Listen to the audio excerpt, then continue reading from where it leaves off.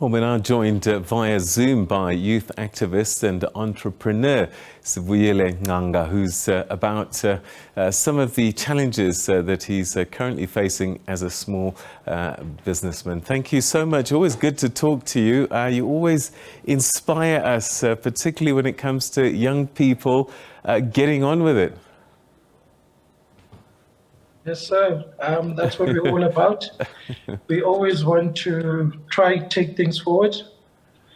Am I mute or can I hear No, you from... we can hear me, sir? We can hear you loud and clear. Oh, okay. So Okay, we're hearing all these stories about how challenging it's been for small businesses, young people in particular, I think, who have had to choose the entrepreneurship route because they couldn't get jobs. And, you know, if you're a big company, you might be able to have a generator, but if you're starting out, you can't even think about things like that. How are young businesses surviving? Actually, sir, we are just rolling with the punches. Because as you said, it's impossible for us to buy stuff like inverters, solar panels, because of their price. And it's also even expensive to have a generator because even the petrol prices are high. So you find that we're just trying to see who's closing next and who's going to be able to survive this wave. It's almost like the same situation when we were during the pandemic. So we just absolutely have no solutions. Like we were brainstorming, as I always like to say, that we need to think of solutions at a time like this. And we're actually realizing that we don't have any. The only hope we have is that government and ESCOM can get it together and actually fix the problems that they have. Because any other solution that we have, even if we're going to say we're going to try invest in manufacturing our own power banks or our own inverters, it all takes money, and money that could be used wisely in order to fix the grid, in order to fix ESCOM. So we really caught between a rock and a hard place. Our only hope right now is just prayer. We don't know what to do. In your area of influence and areas that you're operating in, how many businesses as a percentage do you think are failing as a result directly or because of load shedding and rolling blackouts?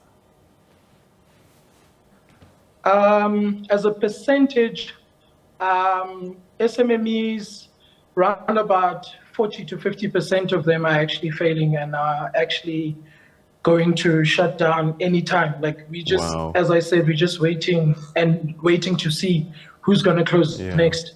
It's like now I've also just recently received funding from the Department of Science through TIA, Technology Innovation Agency, to actually finally start building a prototype of my app, an app that we're going to call Uzula, coming from the word of this course, I called Zula Zula, meaning moving around.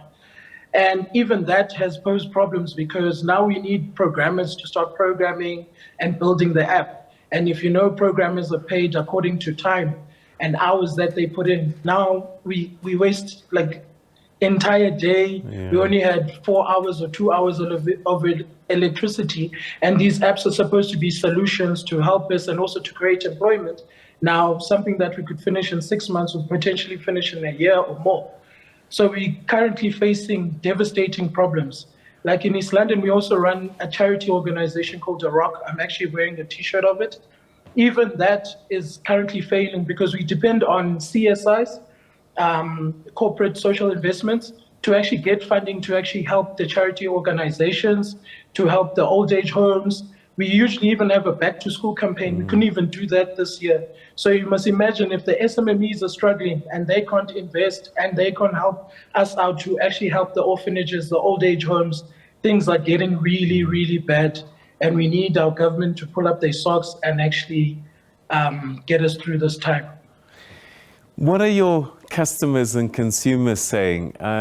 Yours might be a little different to the average guy on the street who's literally is selling stuff that he cooks or he manufactures using electricity. what are their customers saying? I suppose they need what they need when they need it. Yes, sir. And so then they apply pressure on those small businesses. And it's funny to say that some understand because they know they're facing load shedding at home, but most of the customers don't understand. They still just want their product, and the guys just cannot keep up because the food that they cooked, they can't even put it in the fridge when they're done. They can't even reheat. It's actually just an absolute nightmare. And if they have to go and put fires outside in order to reheat their food, in order to sell to the people, it's extra costs that they're incurring just so that they can be able to keep the lights on. Because it's really, we're caught between a rock and a hard place. They have to sell, they need to invest more money in stuff like generators and in stuff like wood and fire to actually keep them going. So it's really devastating times, and my heart is actually drained that this time around I don't have a solution for you guys, or I can't speak positively about what's currently going on in the country. Are there no hacks that you've been able to think about? I mean, it could be changing your manufacturing hours. And, you know, if load shedding is happening during the day, you manufacture at night and sell during the day. Yeah, that is a very great idea. But you need to understand that it changes the entire logistics because some companies are able to do that. But some companies need to service people that go to work during the day. So now it's hard for them to actually go into night shift because who are they going to sell their products to, you know? And even if you could say that, okay, make your food at night, they need to reheat that food during the day. Some of them need to keep that food refrigerated. So it actually, any solution you come with is going to be met with more problems. So there are some businesses that could survive doing that.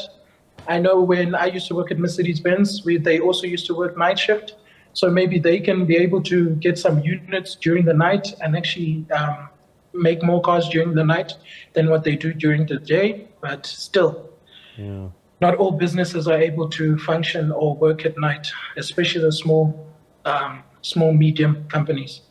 All right, so we already have a huge youth unemployment problem. Entrepreneurship was seen as one of the solutions, but now that's being hampered.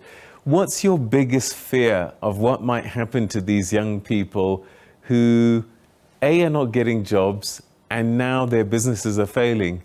What's your biggest fear for them? You know, with this one, I said the last time when I was here, we were speaking about the youth unemployment.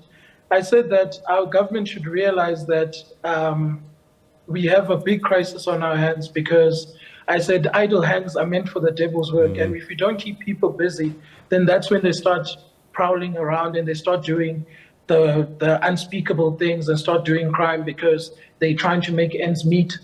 So at the moment, I don't even want to start speaking about the things that I'm imagining or I'm seeing our future bestowing upon us if these load shedding continue, because we just need to get out of this. Like it will be heartbreaking if I start saying the unspeakable things that could happen. And the worst thing that can happen is the children taking to the streets. And then it's going to even create a bigger crisis for them to move around, to get cold to the plants and do stuff, because now the children are going to be on the street uprising and actually protesting. So I really think we need to get all hands on deck and actually fix this EXCOM problem. Sivuyile, it's always good talking to you. Thanks so much indeed for joining us. And let's hope that this gets fixed soon, because as we talk to you, we have a real face of the challenges that young business people are facing. Thank you so much indeed for your thoughts. Thank you so much, sir. Good night. Thank you. Good night. All right, that's Sivuyile Ngcanga, who's a young entrepreneur, a youth activist as well, and sharing his thoughts. Normally, he's always quite positive and always has solutions, but here admitting for the first time that this load shedding thing is just one hurdle that seems quite hard to overcome at this time.